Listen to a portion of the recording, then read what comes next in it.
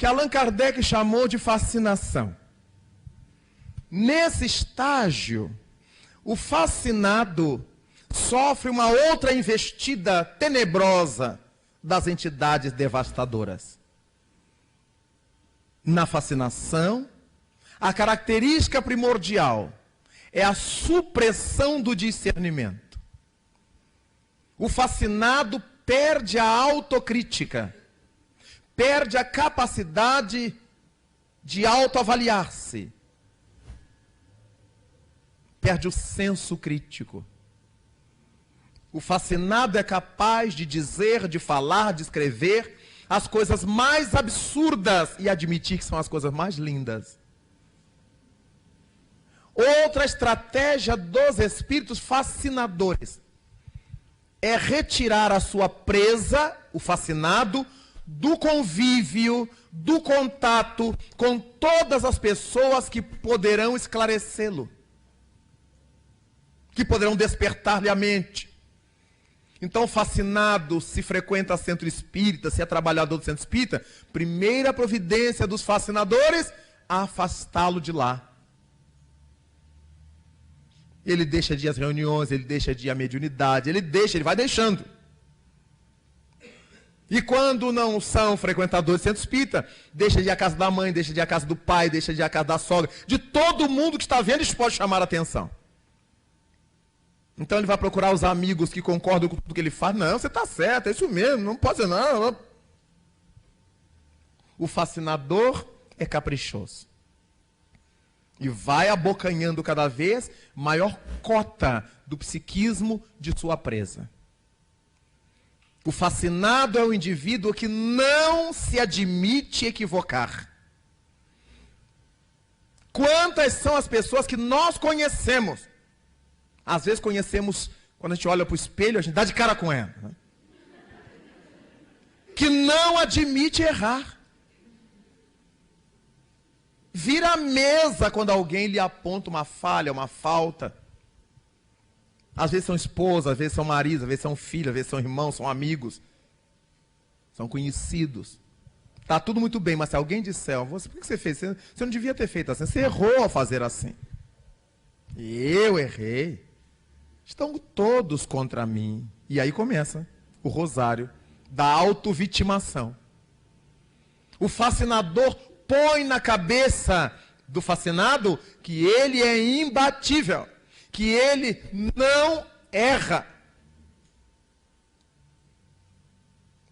Daí a gente ler nessa literatura que tem sido publicada em muitos lugares com o nome de literatura espírita, obras terríveis, negativas, imorais, anti-espíritas, que são publicadas com todo o requinte de uma obra espírita.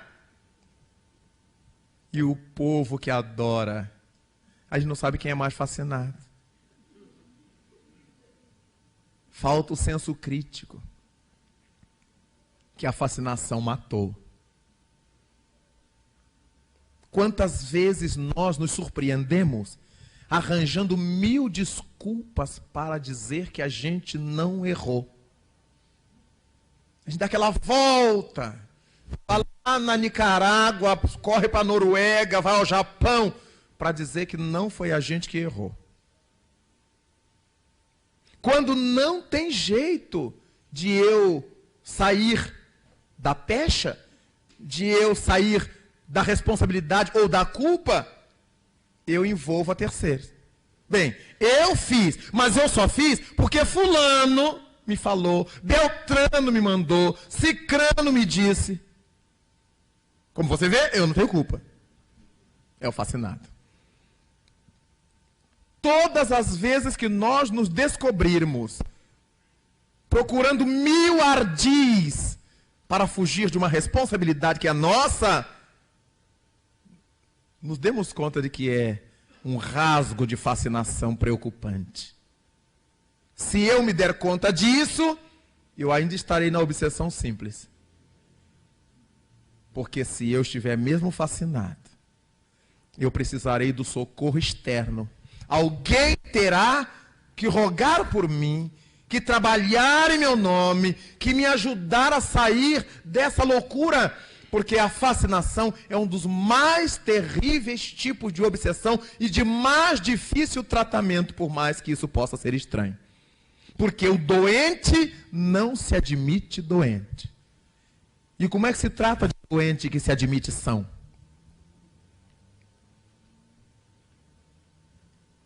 Quantos casais se separam porque um deles ou os dois é fascinado? Preferem se separar a dizer, me desculpe, fulano, eu errei. Me perdoe, querida, eu errei. Vamos recomeçar. Vamos apagar isto. Vamos dar a volta por cima. Vamos reconsiderar. Prefere separar e carregar aquele ácido, o resto da existência, a dobrar o orgulho. Fascinados. É terrível lidar com fascinados.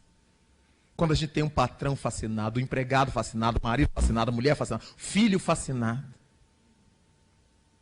pais fascinados, amigos fascinados. E quando a gente gosta deles, é um sofrimento terrível.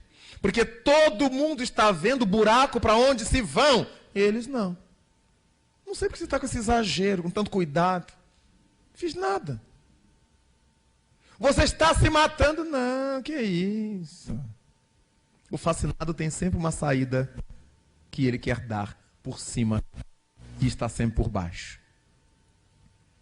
E se torna perigoso, porque se supondo traído, desentendido, perseguido, age como um esquizofrênico. Parte para o ataque.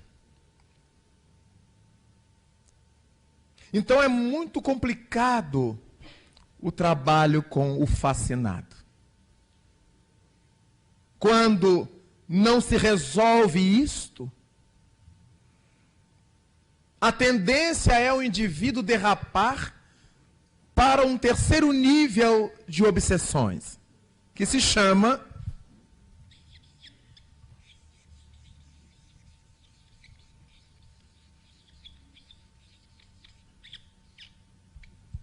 subjugação. Aqui neste momento, o subjugado perdeu totalmente a vontade. Antes, na fascinação, ele perdera o senso crítico, mas tinha vontade. Ele perdera a capacidade analítica, mas tinha vontade. Eu faço o que eu quero, não faço, eu vou, porque eu estou certo. Mas na subjugação ele perdeu a vontade. Aquela teia tirada sobre ele era mais grossa. As tramas eram mais fechadas e ele está mais limitado. Só que agora ocorre uma situação bastante estranha. O subjugado tem lucidez das coisas que faz. Ele já não consegue evitar de fazer. Ele não tem força moral, ele não tem vontade mais. Está sob o controle da entidade. Ele sabe que vai lamber o chão. Ele não tem força de não lamber. Ele sabe que vai se ajoelhar diante de uma pessoa na rua, fazer discursos estranhos. Ele não tem força moral de não se ajoelhar. Ele sabe que vai agredir a uma pessoa. Ele não consegue se deter o movimento. E acaba por agredir. E como são espíritos perversos e maus, é nessa faixa que surgem os homicídios dantescos. As entidades inimigas do subjugado desejam vê-lo na pior situação. Armam-lhe a mão. E quando ele desfecha o golpe, elas se afastam. Quando ele conclui o golpe, ele se dá conta de que foi ele que acabou de ferir ou de matar alguém. O desfecho disto quase sempre é o subjugado se matando. Então a gente vê um pai de família que matou a família toda e se matou imediatamente. Quando acordou daquele transe terrível, Alguém que mata um monte de gente e se mata em seguida, que é um quadro muito comum que a gente lê nos jornais. A entidade perversa deixa-o à mercê de si próprio quando ele acaba de cometer o desatino. Então ele acorda e vê o que acabou de fazer. Acorda do transe. E não aguenta e se mata. Ou enlouquece, ou foge desesperado. Ou cai ali e fica chorando em cima dos cadáveres, esperando a polícia chegar. Tem todos esses casos. É uma covardia, uma maldade que começou com as nossas brechas morais. É só hoje. Uma vezinha só. Um trambiquezinho. Se tem muito dinheiro, eu roubo dos ricos para dar aos pobres. Eu roubo porque tem muito. Não vai nem notar que eu tirei isso dele. Só que a gente desconhece os nossos flancos morais, nossas aberturas morais que a gente traz do passado, as brechas por onde as sombras penetram. E daquele ato pequeno, elas vão escancarando e nos levando a cometer atos maiores. Quem fez isso pode fazer um pouquinho mais. E a gente vai sempre fazendo um pouquinho mais. O que leva os espíritos a lembrar-nos que a escada da queda não conhece o último degrau. E os mesmos espíritos benfeitores nos lembram que a escada ascensional, a escada de Jacó, simbólica, também não tem o último degrau. Quem cresce pode crescer indefinidamente. Quem cai pode cair sempre, até que a misericórdia divina intervenha, interfira e liberte a criatura desse caos moral em que se encontra. Quantas vezes o subjugado por entidades perversas, malignas, tem seus sentidos bloqueados, alterados. A entidade quer levar alguém ao suicídio. Leva à beira de uma janela, suponhamos no 20º andar de um edifício, no 10º andar de um edifício, seja lá onde for.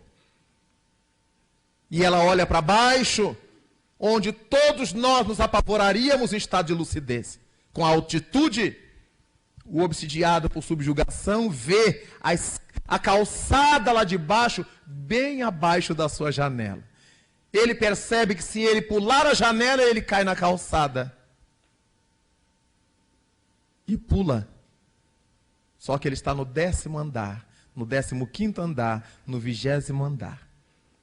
A perturbação obsidente se assemelhava ao uso de uma droga química, que alterava a sua percepção, que via perto o que estava longe, que via longe o que estava perto. Quanta gente se atira dos prédios imaginando que iria saltar a janela para poder correr, por exemplo. Para pegar uma pessoa que está ali, acabando de passar. E não se dá conta, nos estados mais graves, que está se atirando para a morte. E isto levou, durante muito tempo, a se admitir um processo de possessão. A sensação que se tinha era de que o desencarnado entrasse no outro, dominasse seu corpo, entrando no seu corpo.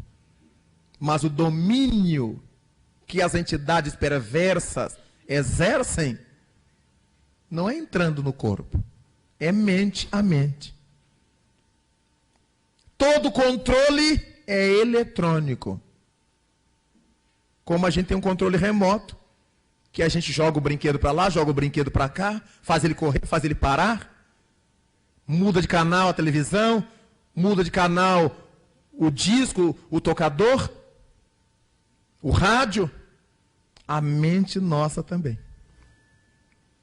As entidades nos controlam psicamente como quem controla um aparelho. E a criatura não se apercebe do que está fazendo, do que está acontecendo consigo agora. Quando teve ensejo de se aperceber, não cuidou. Por isso o obsidiado, embora possa ter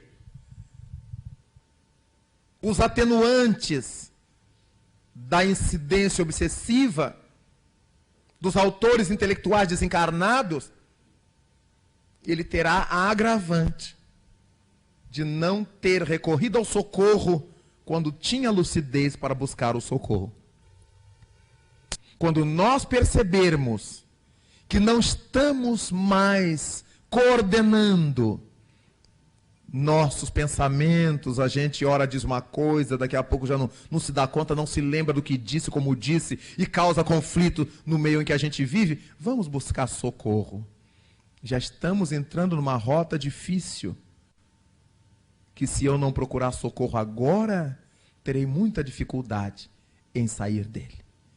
Então é esse estado de coisas, meus irmãos, que nós estamos vendo se espalhar no mundo.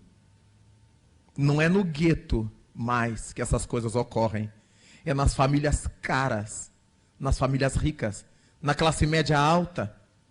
Tanto quanto sempre a gente ouviu falar dessas coisas no meio dos bêbados, dos alcoólatras pobres, nas favelas, das sarjetas. Os criminosos eram sempre do morro, dos guetos. Agora nós temos os criminosos de alto nível social, de alta roda. Sempre os tivemos, mas eles não apareciam. Agora essas tragédias obsessivas, que sempre foram mais percebidas nos meios carentes, nos meios pobres, agora elas estão sendo vistas em todos os meios sociais, em todas as nivelações socioeconômicas, chamando-nos a atenção para o fato de que esse estado de coisas se espalha. Como nós lemos nos textos evangélicos, que o Senhor derramaria do seu Espírito por sobre toda a carne, que os jovens, nossos filhos e filhas, teriam sonhos, que os nossos velhos teriam visões. Esse espalhamento da mediunidade por todos os lugares, sobre todas as pessoas. Mas como que essa mediunidade será bem tratada quando o mundo social em que vivemos vive esse surto de materialismo, em que as famílias estão mais ocupadas em ganhar dinheiro, em trabalhar em 2, 3, 4 lugares? E a saúde espiritual dos filhos? Quantos pais não conhecem seus filhos espiritualmente, nunca se detiveram para olhá-los, para vê-los? Estamos tendo no Rio de Janeiro e em outros lugares do Brasil, como em São Paulo, como Belo Horizonte, os pitbulls ou os pitboys. Chegamos ao ponto de comparar a criatura humana ao bicho, o que é uma covardia para com os bichos, porque os bichos são irracionais. Mas são chamados de pitboys pela violência com que eles agem. Rapazes e moças, porque tem as pit girls. Sim, de alto nível social. Completamente imaturos para a vida social. Incapazes de tolerar o diferente, o que não é do seu nível, do seu top socioeconômico, com todo o respaldo da família, que trata de encobrir a sua miséria moral. Nós estamos vendo isso nesses dias. Com que facilidade se agride uma pessoa até matá-la. Há 2 semanas aqui em São Paulo, o torcedor de 16 anos, agredido até a morte. Porque quando foi levado para o hospital, já era um caso sem jeito. Foi mandado para casa e em casa morreu. 16 anos. Afundamento craniano. Como é que alguém chuta a cabeça de alguém? O estômago. Como é que alguém chuta alguém? Com a virulência de uma obsessão coletiva. As famílias estão dando aos filhos coisas. E falta Deus. Falta a lição de Cristo. Falta a exemplificação moral de boa qualidade. Falta o diálogo, a conversa, o acompanhamento. O cansaço, a orientação de filhos exige cansaços. Bem-aventurados os pais, as mães que repetem diariamente as mesmas coisas, até que os filhos aprendam, até que eles assimilem. Daí, quando nós pensamos nessas obsessões que estão tomando conta da vida coletiva da sociedade, temos muita preocupação com o que nós, espiritistas, estamos fazendo desses conhecimentos que já detemos. Os outros dirão que não sabiam disto. Mas o que é que diremos nós? Quando nossos filhos forem apanhados nesses surtos, quando nós formos apanhados nesses laços, nós nos sintonizarmos com essas reflexões a respeito do nosso relacionamento psíquico com os espíritos desencarnados quando estamos na Terra. Existe um elemento importantíssimo que nem sempre costumamos levar em conta, que é o fato de sermos todos seres espirituais, sermos espíritos, alguns de nós reencarnados e outros desencarnados, e que por essa circunstância nós temos algo em comum. Nós emitimos pensamentos. E ao mesmo tempo em que emitimos pensamentos, captamos pensamentos. É essa particularidade da mente humana que nos faz entrar em sintonia uns com os outros. Ao mesmo tempo em que estamos projetando, estamos captando. E a nossa mente ajustada ao nosso cérebro forma o aparelho mais perfeito de radiotransmissão. Todos os rádios, quando nós estamos falamos, depois dizemos câmbio, acionamos para ouvir.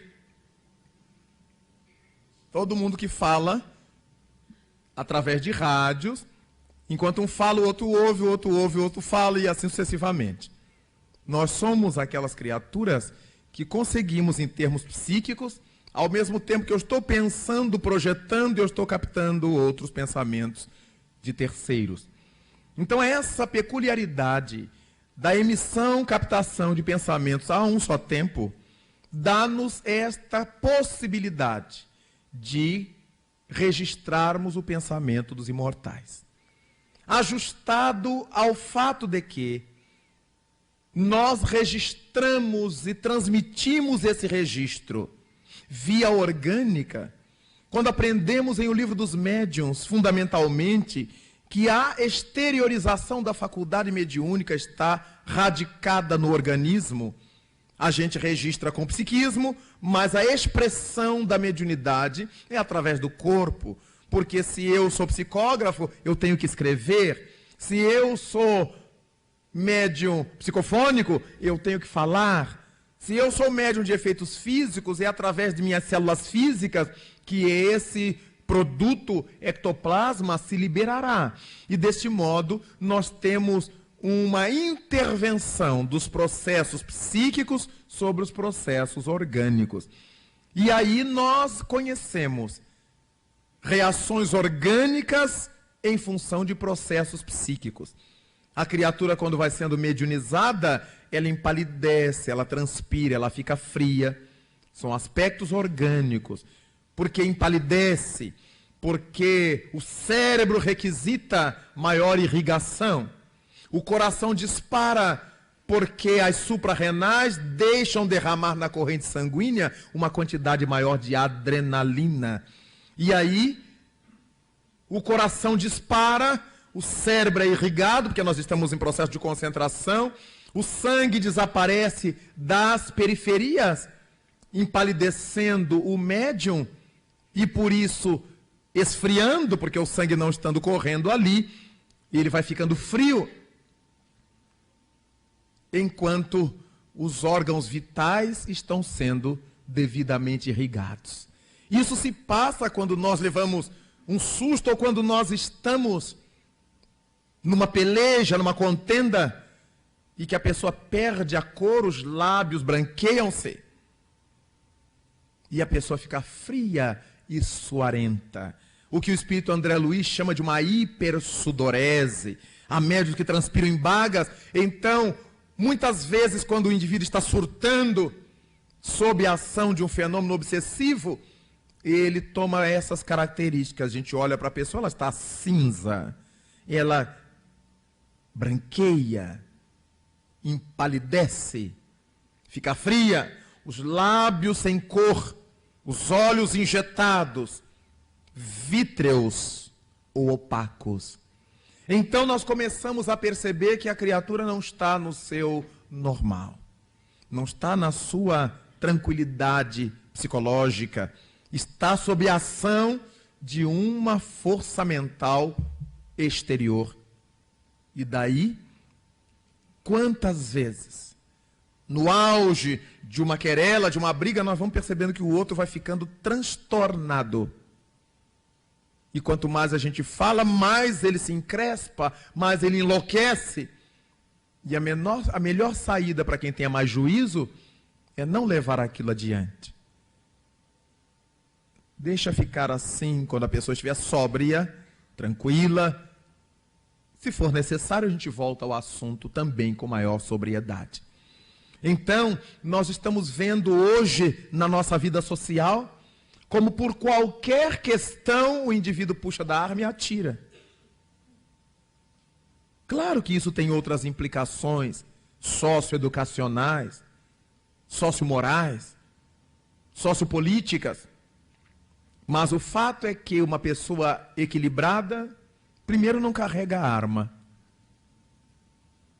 a menos que esteja em serviço, seja um militar e que precise da arma como ferramenta de trabalho.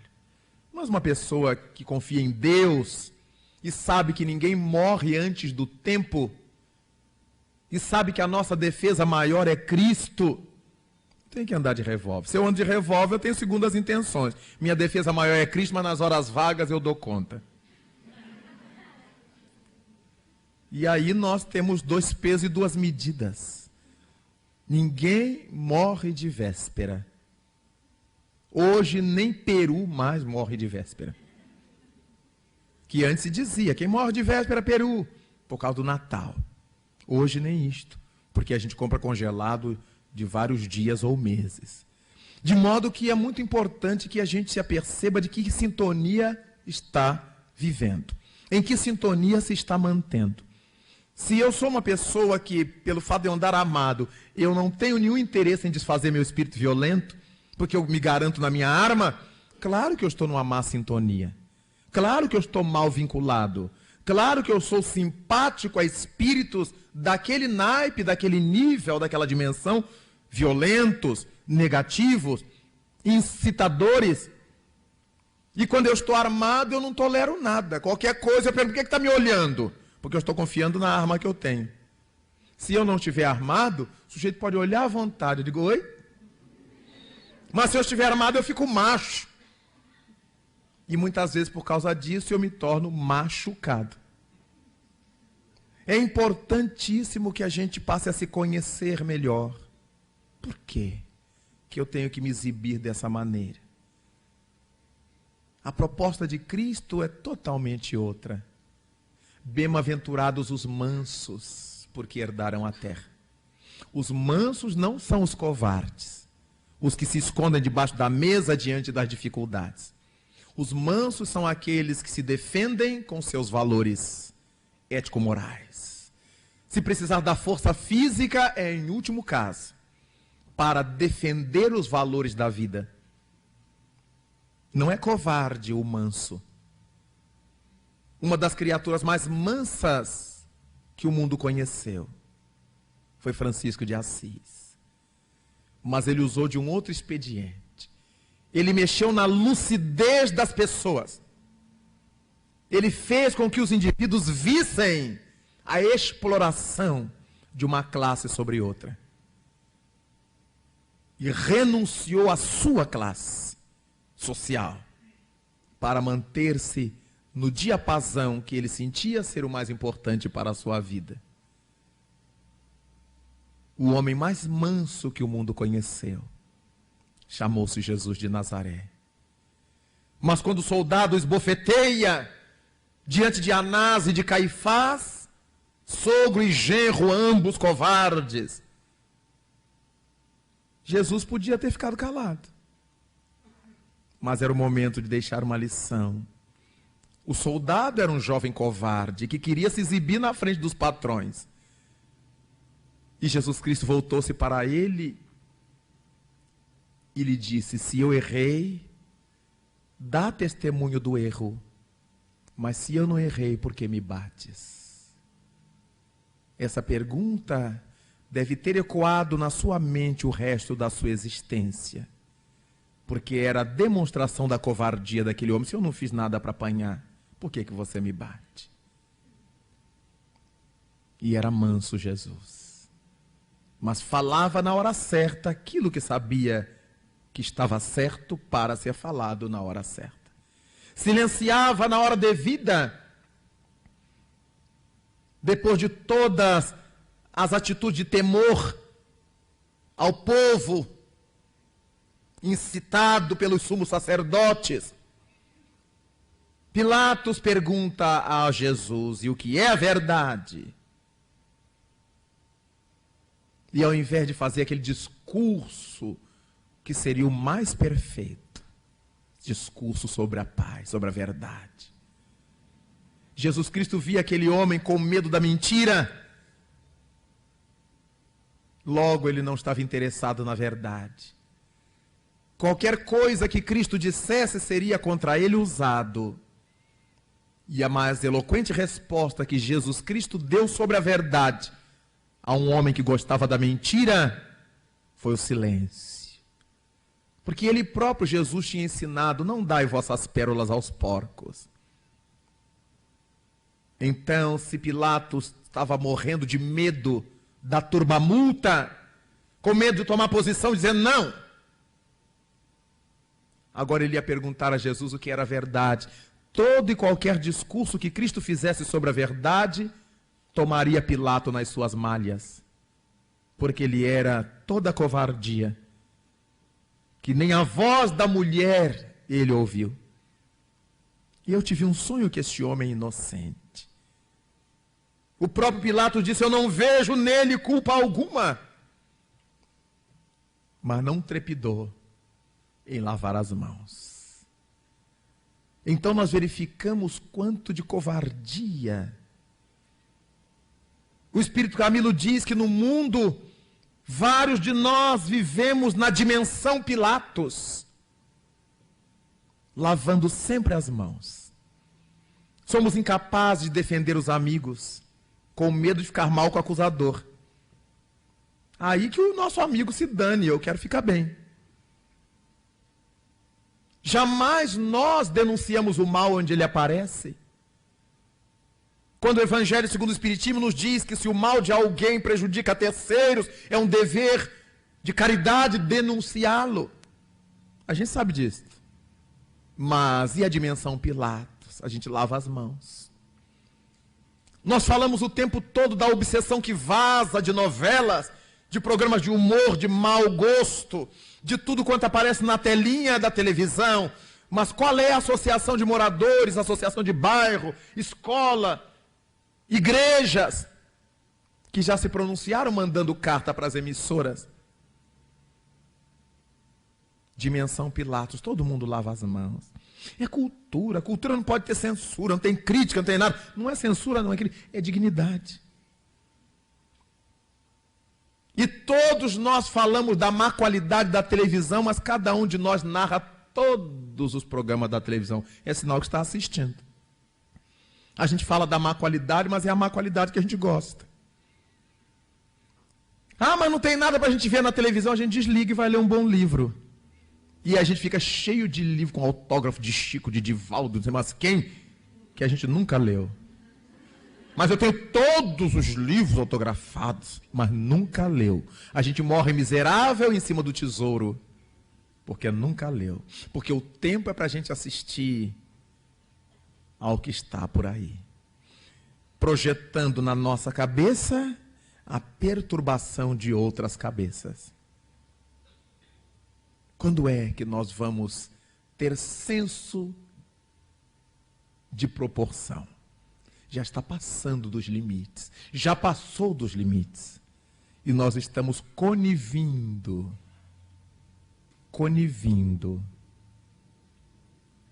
com o sucesso do mal na Terra. Allan Kardec, no Livro dos Espíritos, faz a seguinte pergunta: com que fim os espíritos imperfeitos nos induzem ao mal? Com que fim? E eles respondem: para que sofrais como eles sofrem. Fácil, né?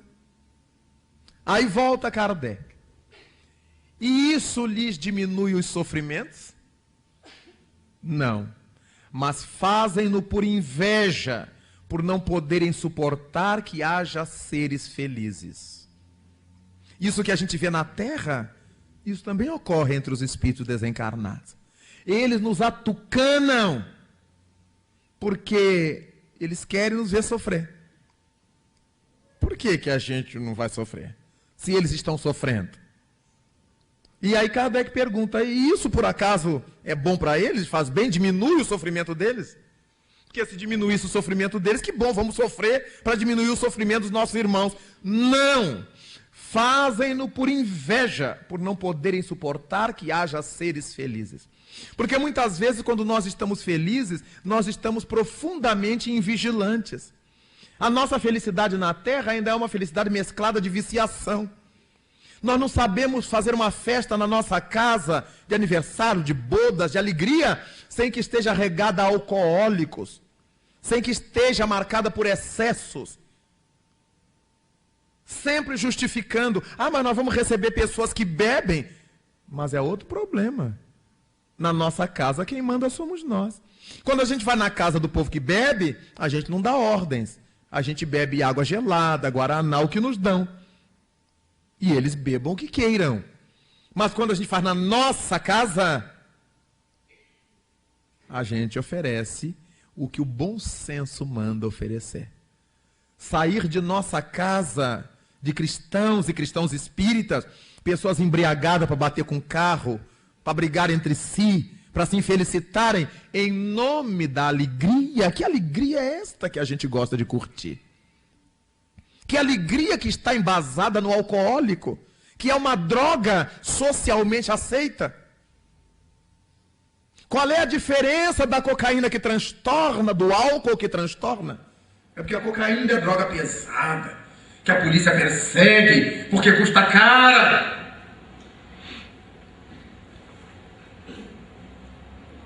E o álcool não. Com qualquer merreca a gente compra uma garrafa de pinga para fazer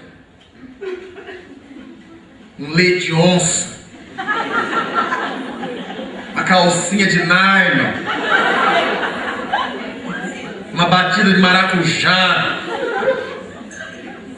E o sujeito fica louco com sabor delicioso. Mas é a mesma doideira. O tropismo neuropsíquico é o mesmo. Então, nós não sabemos ser felizes. Daí, nós precisarmos de muita vigilância na hora da alegria, porque é na hora da alegria que nós plantamos as nossas tragédias. Porque a gente não sabe o que é alegria com Cristo.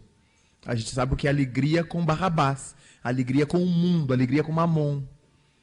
É essa coisa para todo mundo bater palma, mesmo que sejam coisas imorais.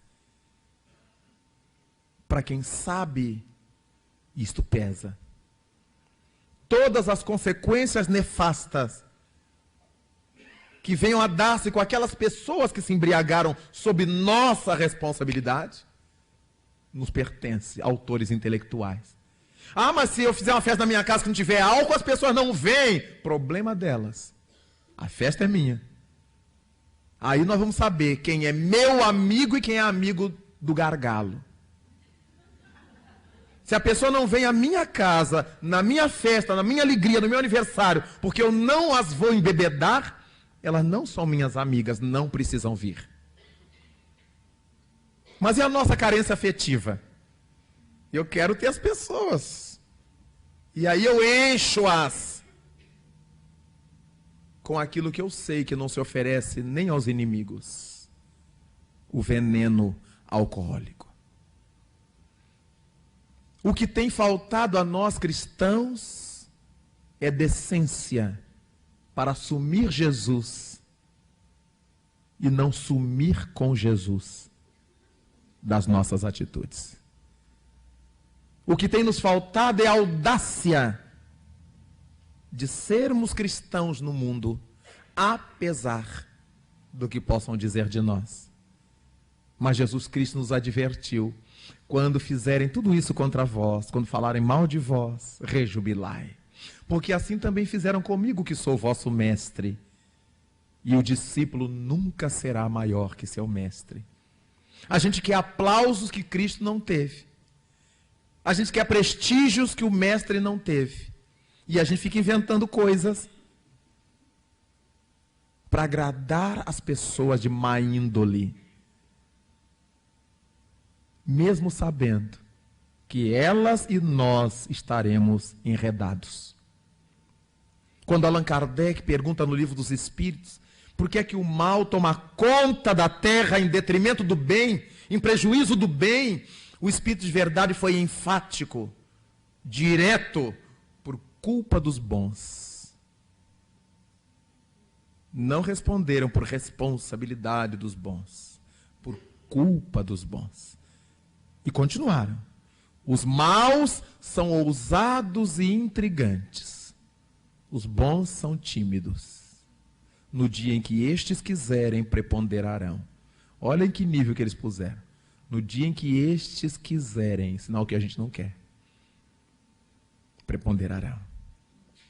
Todo mundo se escondendo. Ah, mas eu vou falar... Mas eu vou falar. E como tem gente covarde no cristianismo atual, no cristianismo institucional. Como tem gente covarde. Ah, não vou falar porque, afinal de contas, eu vou me queimar, afinal de contas, eu vou me indispor, afinal de contas. Imaginemos se Cristo tivesse pensado assim como nós. Eu não vou à terra agora, que eu vou me indispor com o Império Romano, né?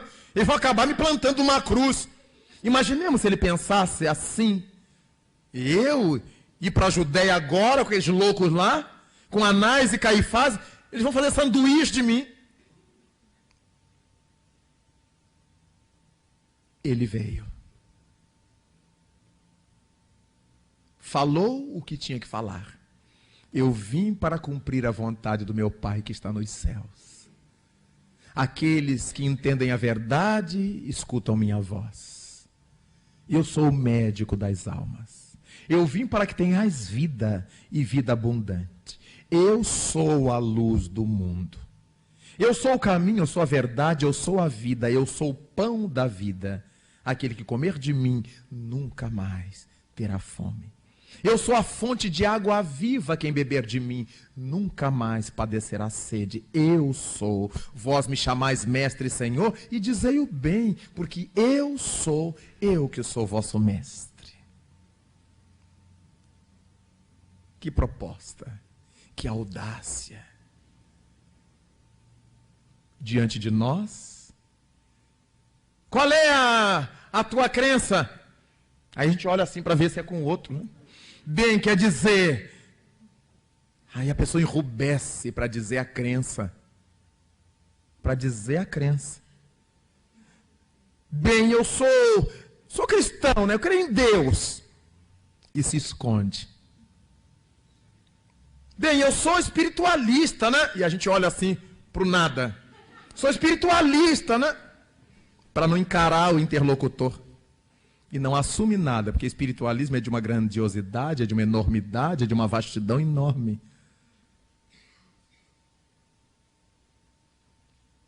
Daí, Jesus Cristo que nos conhece, Quem me negar diante dos homens, será negado diante do meu Pai Celestial. Quem me afirmar diante dos homens, será afirmado perante meu Pai Celestial. Nossa primeira crise é de identidade religiosa. Se alguém nos pergunta, você não fuma, você não bebe por causa da sua religião? E nós temos uma agonia em dizer que é. Não, não quer dizer não. Claro que sim. Eu preciso dizer para as pessoas o bem que a minha religião me faz. É por causa do espiritismo que a gente não bebe e não fuma. É por causa do espiritismo que a gente não se prostitui. É por causa do espiritismo que a gente não usa droga e não mata, e não furta, e não rouba. Porque vontade muitas vezes a gente tem. Claro. Aí eu penso no que aprendi. Que doutrina maravilhosa. Quando Allan Kardec perguntou no Livro dos Espíritos, dentre as doutrinas que pretendem ter o privilégio da verdade, qual é aquela que pode ufanar-se de tê-lo? E os benfeitores podiam ter dito o Espiritismo. Eles disseram aquela que maior número de homens de bem fizer. Aquela doutrina que maior número de homens de bem fizer. Esta é a mais verdadeira. Então, quando eu digo às pessoas que eu sou como sou por causa do Espiritismo, eu estou fazendo uma excelente proposta, propaganda da minha doutrina. Por que eu tenho essa vergonha de dizer que a coisa boa que eu sou, que alguém enxerga em mim, é por causa do Espiritismo? É ele que me ensina isto. Quando alguém me diz um impropério, quando eu vejo na fila do banco aquele monte de gente passar na frente, entregar tudo que ia pagar na mão do engraçadinho que está na nossa frente, e eu digo assim, Deus que abençoe. É por causa do Espiritismo. Porque se não fosse pelo Espiritismo, escuta aqui, você está pensando que eu sou palhaço? Claro, seria a nossa reação. E aí quando alguém nos pergunta sobre nossa virtude, pretensa virtude, e às vezes nós estamos nos esforçando mesmo para viver bem na sociedade, mas se a pessoa nos pergunta, eu digo que não. Dá a impressão que a gente nasceu assim. Purim! Né? Como diz os mineiros, purim! Não é, Jéssica? Mineiro fala assim, que eu sou filho de mineiro. Queijinho, purim, cafezinho. Né? Assim? Come todos os ossos. Né, Joana? Então, nós não nascemos assim. É a cultura que o Espiritismo vai nos dando, vai nos imprimindo. A gente vai vendo, vai entendendo. A gente só aceita quando entende. Por isso, no Evangelho segundo o Espiritismo, Allan Kardec recebe dos imortais a informação de que a obediência corresponde a um consentimento da razão. A gente só obedece aquilo que a gente já entendeu. Enquanto que o consentimento do coração corresponde à resignação. Eu me resigno com as coisas quando o meu sentimento me diz, tem que ser assim. Mas o meu sentimento já foi filtrado pela minha razão. Em verdade, quem me dá essas informações é meu discernimento, é minha lucidez. Então, se eu tenho algum valor vivencial na sociedade, é por causa da minha doutrina, sim. Às vezes chegamos no lugar e tratamos as pessoas com educação, com boas maneiras, e alguém nos olha e depois nos pergunta, escuta, você é crente? Você é evangélico? Com que gosto eu digo, eu sou espírita. E o bicho treme. Eu adoro. Porque as pessoas desconhecem, eles acham que o espírita é demoníaco, é coisa do capeta, tudo que é de ruim é com a gente. E vocês estão gostando da nossa postura? Excelente momento da gente dizer de onde é que vem esse entendimento da vida e essa postura. É da doutrina espírita. Aí Allan Kardec fecha a tríade de questões indagando. De que natureza é o sofrimento que procura infligir aos outros?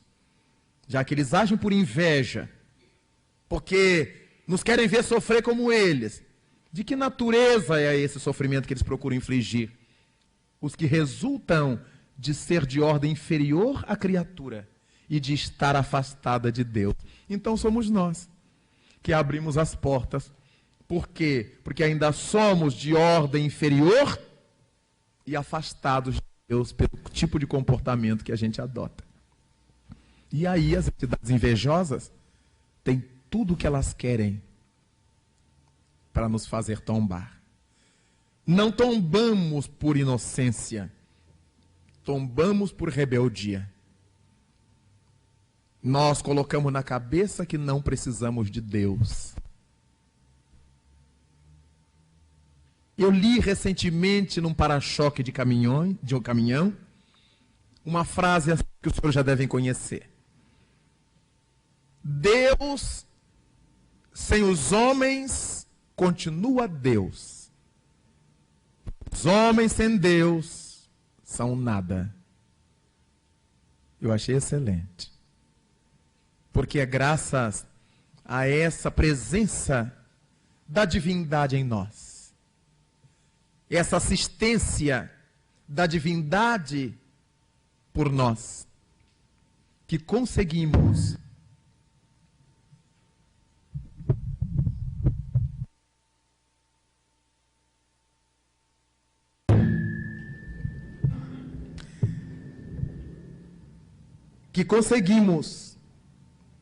transformar a nossa relação espiritual de uma relação doentia, patológica, para uma reação saudável, positiva.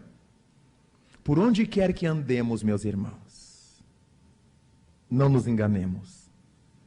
Já afirmava Paulo de Tarso, estamos cercados por uma nuvem de testemunhas. Entidades de todos os jaezes, de todos os tipos. Os benfeitores procurando nos incentivar ao bem, nossos anjos guardiães, os espíritos familiares, amigos que nos amam, e os adversários, e os inimigos, os que estão loucos por puxar nossos tapetes, os que têm inveja de ver que a gente está crescendo, que tem tempo que a gente não erra, não bebe, não fuma, não trapaceia com a vida, enquanto eles não resolvem tratar da própria mazela, eles querem nos ver mazelosos como eles são, como aqui na terra. A criatura que fuma quer que o amigo fume também. Dá uma tragada aí, cara. Você não é homem, não? Olha que pergunta capciosa. E nem sempre a gente está com a carteira de identidade. E o outro pergunta se a gente é homem. Na dúvida, a gente fuma.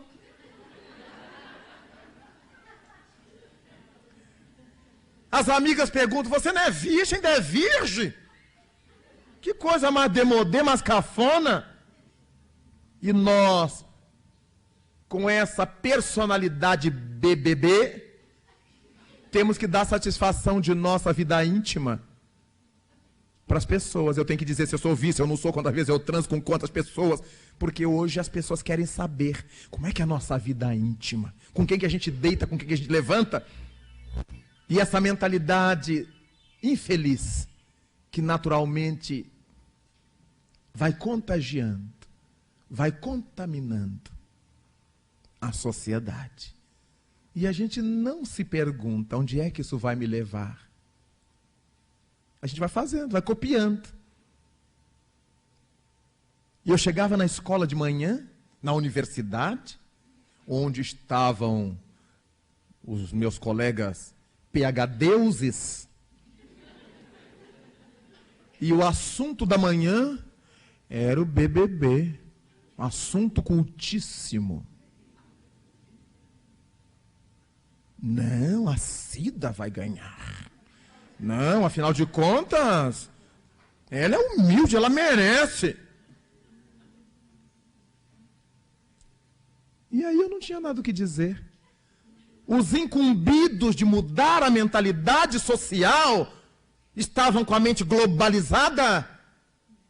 O que eu ia esperar do povão quando me chegava cantando a Eguinha Pocotó? Tá lindo, é ópera, é canto lírico.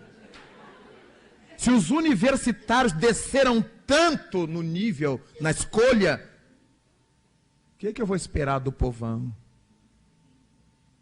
É uma obsessão coletiva de baixíssimo gosto. Porque se a gente tivesse uma obsessão positiva, nós vamos ler 3 livros por semana. Duvido quem leia mais do que eu. Aí o outro leria 4, aí o outro leria 5. Que obsessão maravilhosa.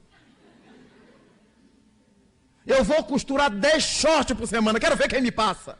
Allan Kardec propõe isso, a gente tem que competir, que seja a competição do bem. Quem é capaz de fazer maior cota do bem? Mas a gente nivela por baixo. Quem é capaz de descer mais? E a gente vai descendo. Eu olhava aqueles homens, aquelas mulheres, academicizados, discutindo a baixaria, não para consertá-la, assimilando-a. Ah, eu mandei uns torpedos para lá, porque eu voto nele, porque eu voto nela. Meu Deus, e a hora que caiu o torpedo sobre nós? Tende cuidado, lembrou Jesus, para que as vossas luzes não se tornem sombras. Quando o nosso conhecimento não serve para nos levantar e sim para nos derrotar, é a luz que se converteu em trevas. Quando nossas pretensas virtudes intelectuais servem para nos escandalizar e aos outros, nossa luz intelectual se transformou em trevas. Daí então, nós ficamos percebendo esse processo obsessivo coletivizado, que se espraia, que se esparrama. E a gente olha para as pessoas bem vestidas, bem postas, boa expressão facial. Quando elas abrem a boca, é frustrante. São vazias, são superficiais, são imediatistas, são pornográficas. São tudo quanto a gente não precisa ser para ser feliz. O espalhamento obsessivo, no qual nós achamos mergulhados, está alcançando todos os cantos. E Jesus Cristo nos chamou a atenção um dia, quando nos disse no seu sermão profético: quando a abominação que causa desolação penetrar os lugares santos, quem estiver no topo dos telhados não desça para buscar nada deixado lá embaixo. Quem estiver no alto das montanhas não baixe sob nenhuma justificação. E quem se achar nos campos não volte sob nenhum pretexto.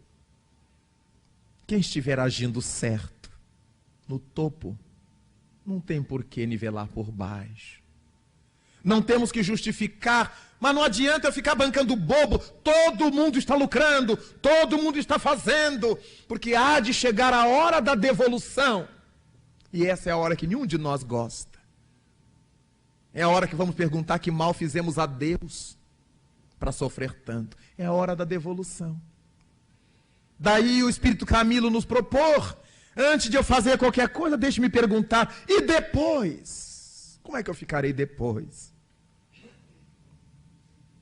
Se eu aguentar o depois, se o depois me trouxer felicidade, realização interior, deixe-me agir tranquilamente agora. Se o depois me trouxer amargura, dores morais e culpa, deixe-me renunciar enquanto é hoje. Joana de Ângeles, através de Divaldo Franco, explicita que é melhor renunciarmos a um prazer de um momento que nos dê o restante da vida de paz e de harmonia, do que gozar o momento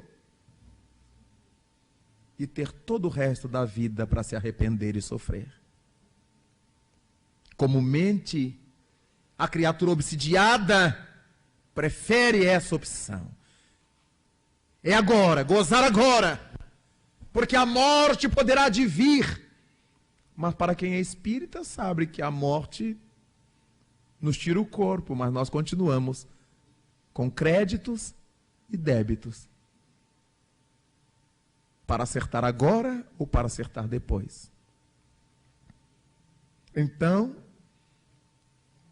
o que vai ser o depois? As obsessões.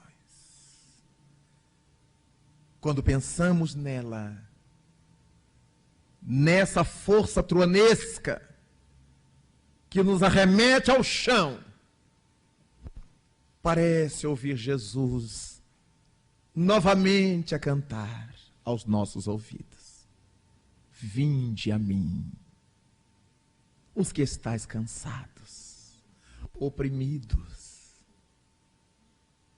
e eu vos aliviarei. Eu vos aliviarei. Ele não tiraria de nós o problema, mas nos daria uma nova estrutura interior para suportá-lo. Nos daria o entendimento para enfrentá-lo. E nos faz recordar daquele dia distante, quando o mestre caminhava pelas montanhas gregas e, atravessando a região das Decápolis, das 10 cidades helênicas, passava exatamente pelos territórios de Gersesa, de Gadara, e ao passar pelas muralhas de um cemitério abandonado, todos ouviram grunhir um homem que se ergueu de uma das catacumbas abandonadas, o corpo intensamente magro, a cabeleira desgrenhada e basta, as barbas hirsutas e sujas e mal cheirosas, o corpo que tremia como varas verdes ao vento, e os passos trôpegos daquele homem que tinha no rosto um esgar, um misto de pavor e de expectação. E diante do homem de Nazaré e seus amigos, aquele indigitado, aquele desditoso começou a gritar: que temos nós contigo, Jesus de Nazaré? Deixa-nos, sai daqui. E Jesus de Nazaré se dirige àquele médium atormentado e lhe pergunta: e quem sois vós? E a voz rouquenha responde-lhe: legião. Somos legião. Somos muitos o que nos utilizamos deste homem. Deixa-nos. Legião, em nome do meu Pai que está nos céus, eu te ordeno, sai dele. Não nos retires daqui, ou deixa-nos entrar naqueles porcos, diz a tradução.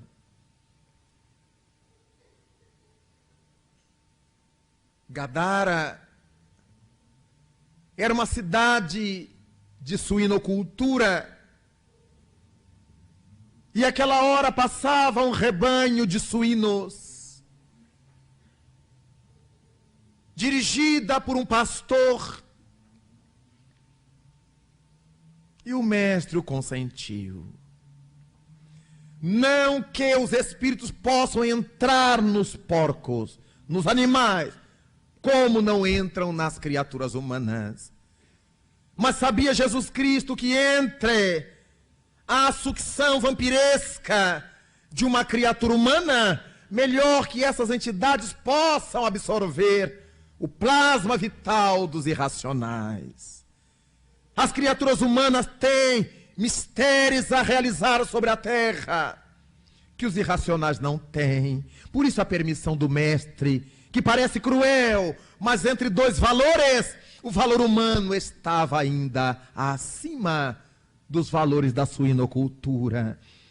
E os animais, aprendemos na doutrina espírita, têm o poder de registrar entidades de baixo nível, com as quais se assustam, o que faz com que os cavalos empaquem as portas das fazendas, o que faz com que os cães ladrem e uivem de orelhas de pé, sem que ninguém esteja vendo nada, o gemido dolorido, o uivo dolorido do cão na madrugada, ao registrar entidades atormentadas. E as entidades que vampirizavam aquele homem deixaram-no. E os animais, certamente por causa do registro que fizeram, correram a tal ponto que se precipitaram no abismo. O homem recobrou a lucidez. Olhou para o mestre, sem entender bem o que estava se passando. Acabara de sair de um transe profundo, tangida sua mente por almas atormentadas. Senhor, deixa-me seguir-te. Legião, apresenta-te ao templo.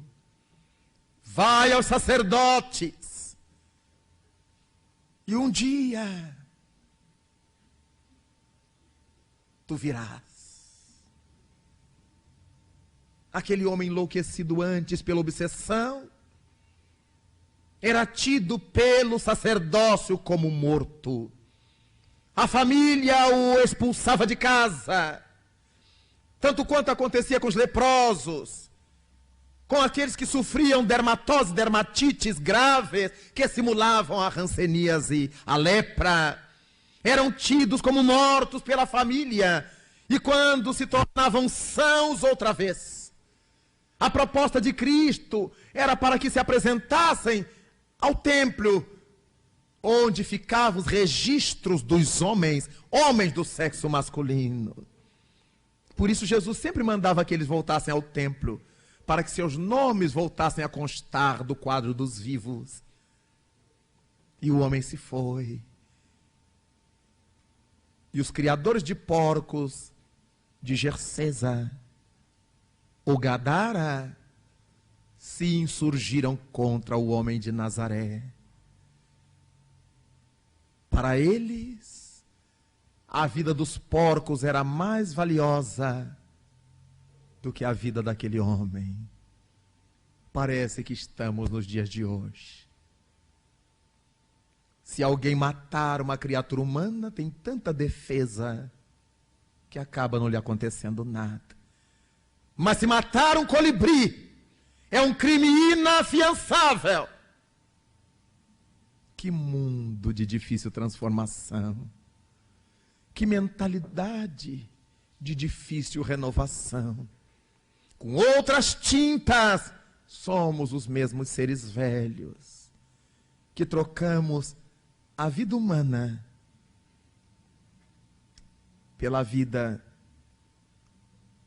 menos expressiva de um animal. Por mais que amemos os animais, entre a vida humana e a de um animal, não pode haver dúvidas. Daí as obsessões. O mundo está cheio de legiões. Nos túmulos abandonados, das casas de luxo, dos duplex, dos triplex, das mansardas, das sarjetas, dos barracões, onde quer que haja alma sem Deus, ali estará um atormentado, colocando sempre a cabeça para fora de sua urna mortuária, confortável ou não, para perguntar ao espaço sideral: que tens tu conosco, Senhor? que temos nós contigo, Senhor.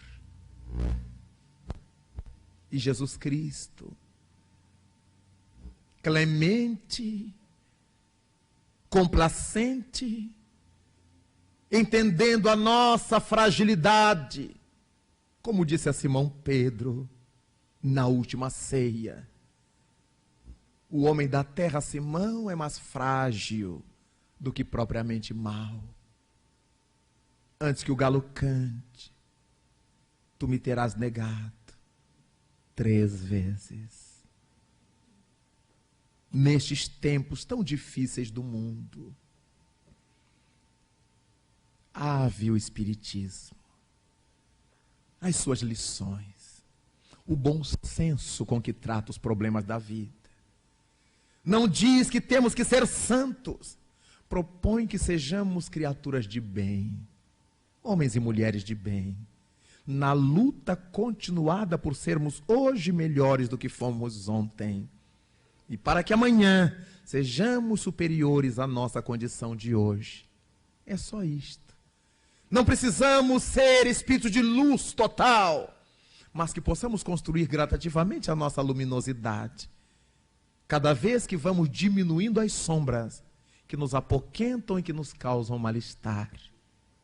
Seria tão bom se nós pudéssemos olhar esse quadro dantesco da atualidade e nos irmos vacinando os nossos familiares, os nossos amigos, com essas doses maciças de evangelioterapia, de espiritismoterapia, conhecendo essa filosofia. Aquela filosofia a qual se referiu Allan Kardec, enganar-se-á, diz ele nas conclusões do Livro dos Espíritos. Aqueles que pensarem que a força do espiritismo está nos fenômenos materiais que provoque. Não. A força do espiritismo está na sua filosofia, no apelo que dirige à razão, à lucidez. Com tanto conhecimento, por que é que somos tão parvos? Por que é que somos tão ignorantes das coisas? Por que é que somos tão renitentes nos erros? Se sabemos que vamos sofrer por isto. Não são os outros que dizem que nós vamos sofrer, somos nós que sentimos o sofrimento. A incapacidade da coordenação, as dores físicas e morais ao nosso derredor e em nós. E o conhecimento que precisa nos catapultar, nos levantar dessa situação, para que definitivamente nos afugentemos deste processo de perturbação coletivo, deste espalhamento obsessivo, do qual somos testemunhas nesta atualidade. Agradeçamos a Jesus Cristo nessa hora tão difícil do mundo, hora em que nos sentimos tão felizes, porque já temos acesso a esses conhecimentos miríficos, a esses conhecimentos estelares. Não teremos nenhuma preocupação de querer provar nada a ninguém. Quem quiser vir, venha. Aprenda conosco, junto a nós, estudemos juntos, entendamos juntos, discutamos juntos. Mas nunca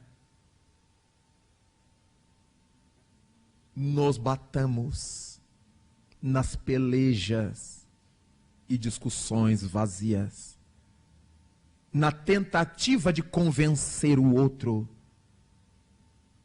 ou permitir que o outro nos retire da própria convicção.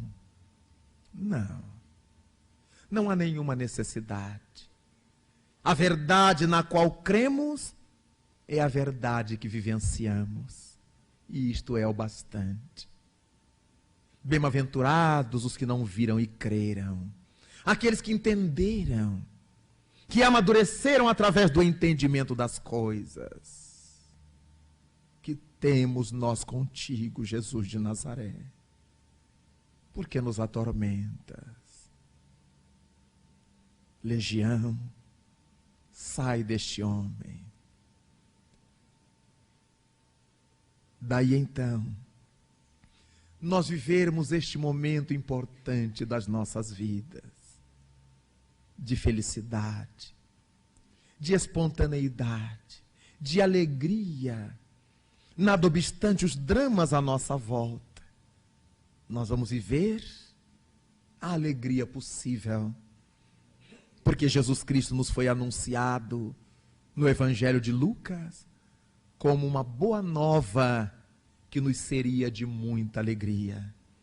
Alegria que nem sempre é sorriso, mas é o entendimento, o conhecimento, confirmado quando Allan Kardec indaga no Livro dos Espíritos qual é a maior felicidade dos bons espíritos, e eles mesmos respondem: o conhecimento de todas as coisas.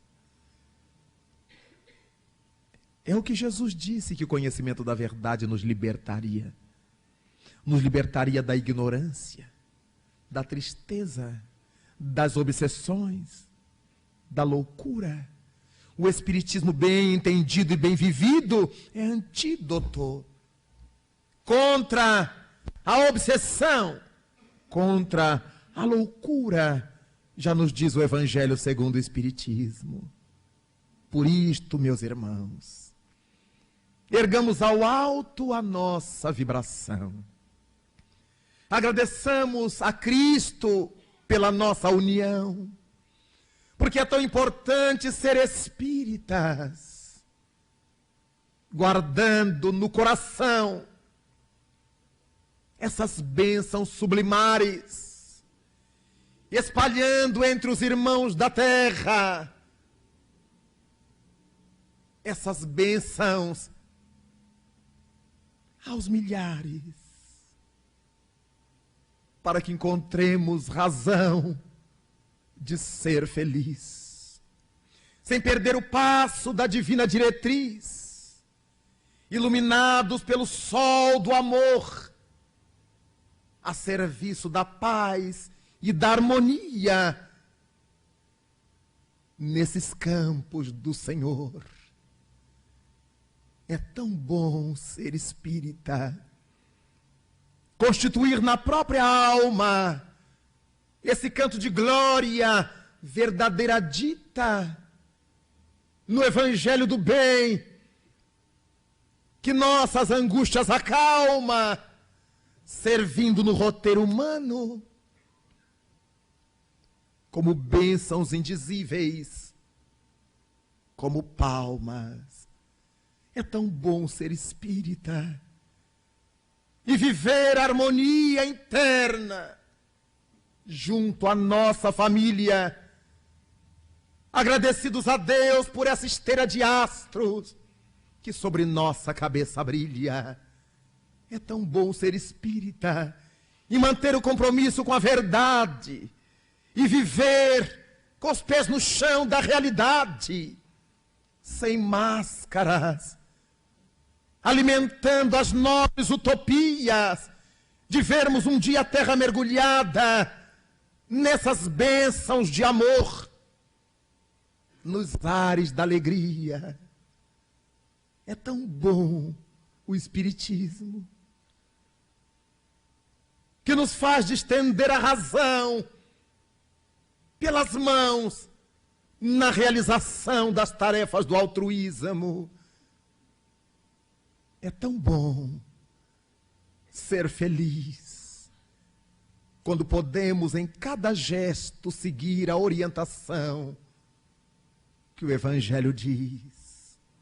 E é nesse sentimento de louvor a Deus, quando rogamos por nós e pelos teus, que nós queremos dizer a Jesus da nossa gratidão, abrir espaço na alma, abrir um ícone em nosso coração e tê-lo e agasalhá-lo, para que ao longo do tempo mãos unidas, todos nós,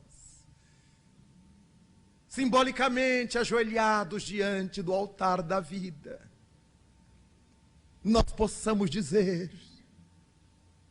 louvado sejas, Senhor, na glória do lar celeste, pelos bens que nos trouxeste no evangelho da nossa redenção, na tarefa renovada que o teu olhar nos consente, de espíritos reverentes.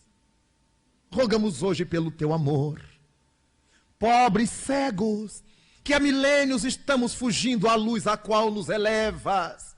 Hoje, Senhor, a nossa oração rompe as trevas. Escuta-nos e, se possível, vem retificar o nosso passo, a fim de que trilhemos a estrada corrigida. Vem sustentar-nos a lida na fonte inesgotável do eterno bem. Dá-nos, Jesus, tua bênção, bênção que nos levanta, para que a tua doutrina santa vibre pura, viva dentro de nós. Faze, Senhor, com que nós todos, na terra, nessa caminhada incessante, a cada dia, a cada instante, possamos ouvir-te a voz. Ampara a nossa esperança, socorre a nossa pobreza e liberta a nossa alma ainda presa de tanto erro nessa multissecular imperfeição. Mestre excelente de toda a verdade, liberta-nos dessa truanesca obsessão e ensina-nos a guardar-te com unção, com devoção e com inexcedível gratidão, na intimidade singela, nada obstante sincera, do nosso próprio coração. Muito obrigado, Senhor da vida. Muito obrigado, meus irmãos.